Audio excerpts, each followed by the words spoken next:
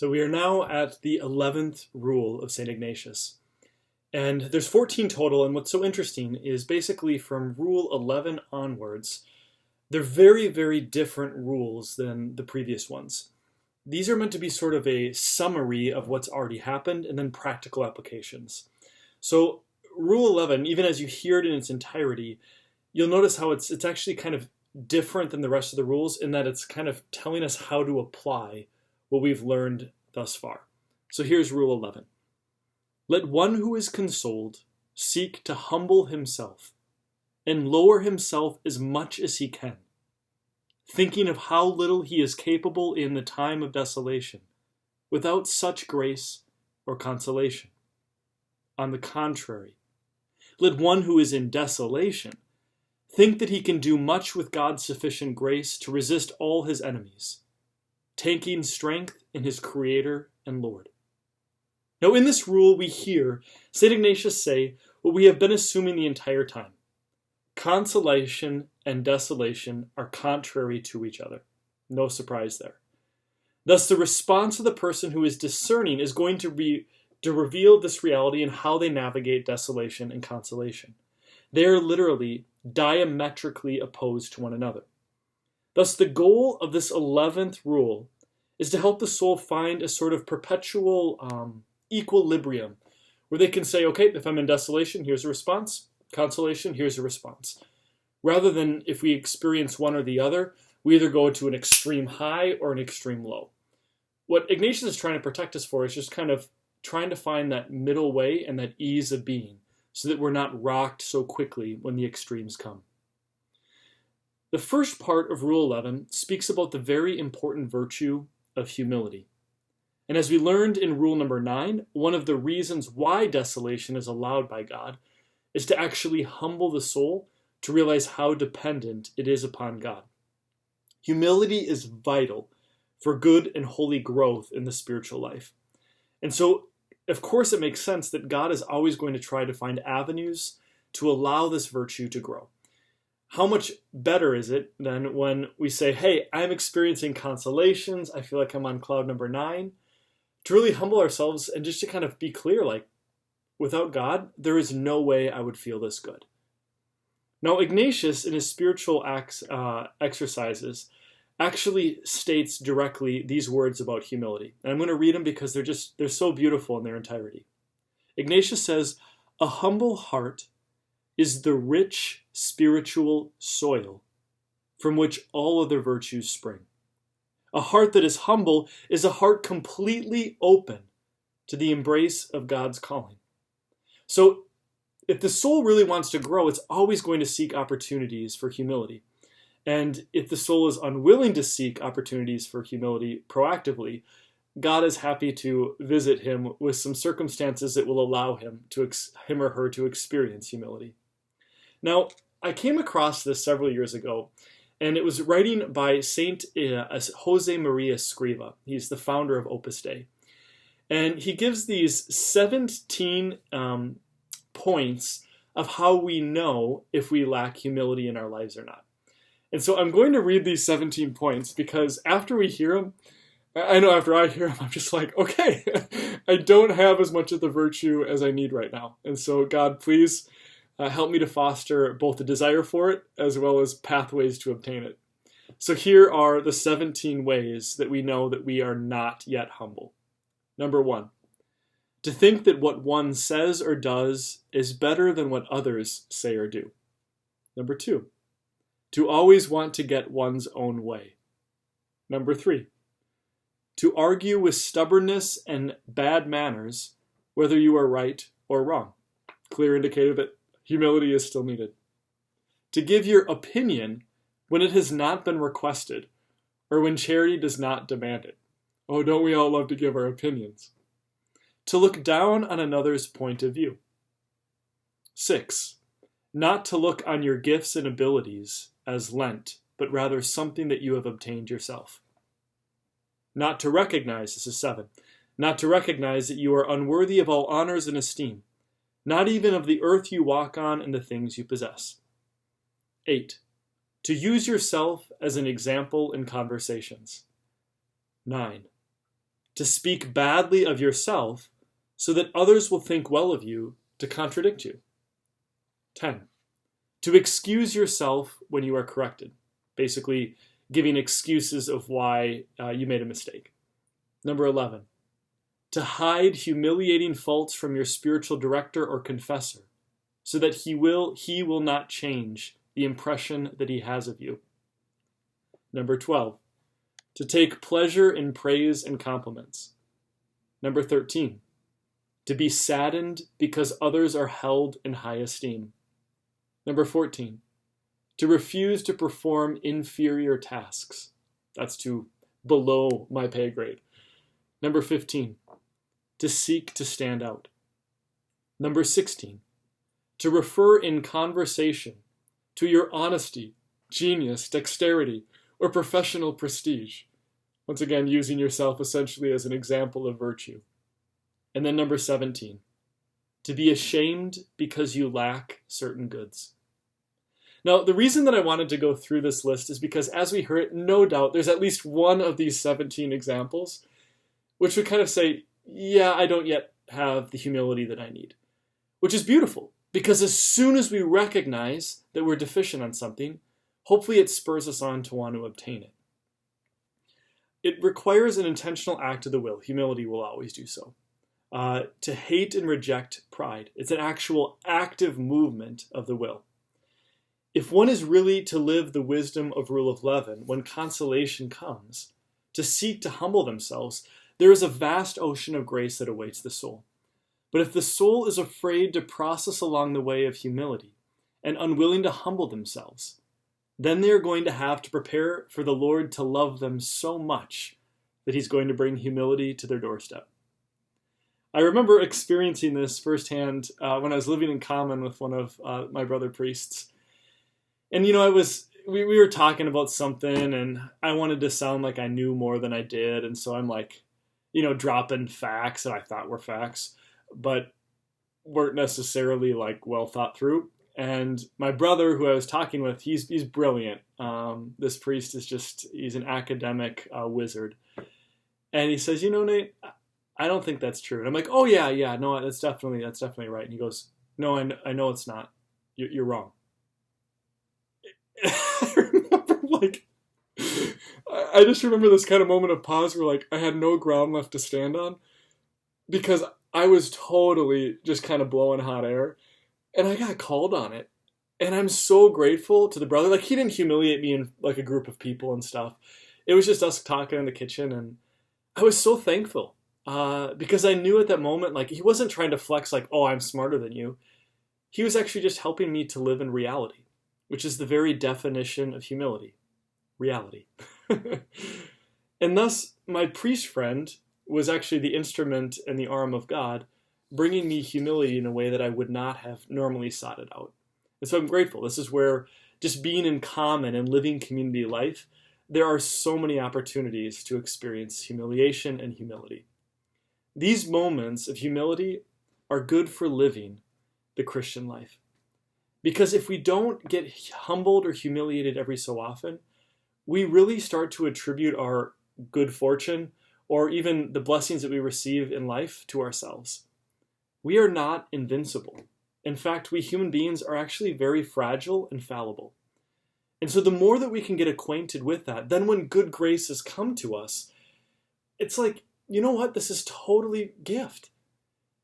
Versus, right, if we just constantly think like, oh, I am God's gift to humanity, then we just become these tyrants and these monsters in the Christian life where we literally just start to look our nose down at others and we start to attribute all the things that we have because of all that we've done. When really what the tradition tells us is there for the grace of God go I. Any gift that we have is just that. It is a gift. Now, if we are able to reflect upon the last time that we were in desolation, it becomes a clear indicator, right, of how helpless we can be. And then, right, if we look at the times of consolation, to see how we really didn't do anything to deserve it. It's not because like, oh, I'm one cool dude and this is what was warranted to me. It's just like, it just kind of finds us. The consolations do. Just like when the desolations find us, it's just like, man, I am a worm. Like, I can't do anything. I want to give up on all my prior commitments. and I just kind of want to crawl away and give up on everything. Like, we really are so fickle when hardship befalls us. This rule 11 helps us to focus on the fact that all is gift from God, and without him we can do nothing. This thought, as St. Ignatius tells us, is not something that comes to us naturally. We love to believe that we are self-dependent and self-sufficient, but Rule 11 states very clearly in the text, we seek to humble ourselves. So it's not like something that just kind of comes and falls upon us. We actually have to go and look for humility. It is purely natural thing that when we feel good, we get excited. And when we get excited, we begin to do things and think that it's all on us, right? It's like when we've just gotten an A on a test or gotten a raise at the business, we feel like, I'm walking on sunshine, nothing's going to harass me, nothing's going to hurt me. And our egos just kind of start to build. And so it's just a really good reminder that when I'm experiencing these good, ooey gooeys, to actually just say, you know what? Thank you, Lord. And at some time they will be taken away. And if they get taken away, if they remain, praise God. Now, one of my other good priest friends who I was living with, different priest, everyone's more than happy to speak into my life. We were talking, and this was late one night, and it was after Sunday at masses, and we were just exhausted and just kind of shooting the breeze. And, I had said something, and he stopped and he goes, you know what, Nate? He goes, you always speak in absolutes. You're always like, that was the best book ever, or wasn't that mass just the best mass, or I've never had a conversation that powerful in my life, or that was hands down the most amazing story that I've ever heard. And he just kind of paused. He's just kind of stating a fact, Nate, you speak in absolutes. And for me, it was this kind of, at first I'm like, well, how dare you? No. It was just, those things are good. And it gets better and better as life goes by. But what I realized, right, is I was just kind of prone to that exaggeration. And I totally got called on it. And it's one of those things that I've had to realize in my life, that if I'm feeling really, really good about things, everything is the best. If I'm feeling really bad about things in desolation, everything is the worst. And so what St. Ignatius is trying to do is, instead of going to the highs and the lows, just to kind of equal them out. So those absolutes actually don't serve us all that well. This is why it's always good to have some sort of a phlegmatic friend, or a friend whose temperament isn't the highs or the lows, but someone that can kind of just say really? Was it the worst? Was it the best? Let's just kind of look at it and equalize it. They humble us back into what is real, which is, there's good things, there's bad things, and then there's just normal things. And most of life is just normal things. What we have just addressed is only the first half, though, in St. Ignatius of Loyola's rule. The second half speaks about when we are in desolation, to believe that we can do all things through Christ who strengthens us. As you can see, this is a very different sentiment than the first part of this rule. In consolation, we're trying to seek humility. And in desolation, we are trying to live on a profound trust in God. And one can see kind of the spiritual play that's going on, a balance, this ebb and flow. Now, one of the best analogies that I've come across for this is actually a wave. So a wave at sea, right, you have when the wave peaks, right, it's the crest. And then you have right in the bottom of the crest is the trough. I think that's what it's called. So you have the crest and the trough. And so when it's at the crest, right, this is right where you want it, where you see the surfers or the wakeboarders or things like this, is they're right up on the top of the wave and they're surfing and they're like, yeah, hang loose, this is so good. Versus when you're in the trough, right, that's where things can capsize or flip, and it's a very dangerous place. And, the two crests can come in and just kind of sink a boat or tip it upside down or get caught in a swell. And so this is where you see the crest is like consolation and the trough is like desolation. And just like if you're in the trough, right, is you've got to work extremely hard to get up the crest. And just like you'd have if you're a boat and you're at the bottom of a wave, you're kicking it into high gear trying to get up and to go over that wave so that it doesn't capsize you. Versus when you're in the crest, you actually kind of have to humble yourself and rest into the crest so that you don't flip over because you're overconfident. And so I love this analogy of the wave because I think it helps us to see both that a wave, it goes in a circular motion, right? Crest, trough, crest, trough, crest, trough. The same thing is true with life. Consolation, desolation, consolation, desolation. And we have two different responses, right? Is we're moving towards trust of God, or we're moving in humility and dependence upon God that all things are possible only through him. This is where consolation and desolation, again, is just meant to be something that is very normative. Just like we wouldn't look out at the ocean and be like, oh no, there's waves again. This is terrible news. You see the waves and you're like, oh, it's going to be a wavy day. Like the boat's going to be a little choppy. It's okay. Or if it's a still calm, we're like, okay, great. It's still and calm. That's going to be awesome. But if you want to go surfing, you don't want it to be still and calm. And so the same thing happens in life is sometimes the different situations of those highs and lows actually help us to do different activities both in our physical life as well as our spiritual life. And so the best thing to do is just to learn how to cope with those things versus to wish that they would never happen. Now, at this point, I just want to reflect briefly about the mythical. It's the myth of balance, because I think that a lot of people, right, they try their whole life to just live a quote unquote balanced life. And I had a very dear priest friend of mine who would literally say, I don't ever believe that's possible. And he recounted to me right when I was a young priest, and he says, Nate, he goes, my heart goes out to these people who are trying everything in their power to just live a balanced life, and it's just elusive. It never comes.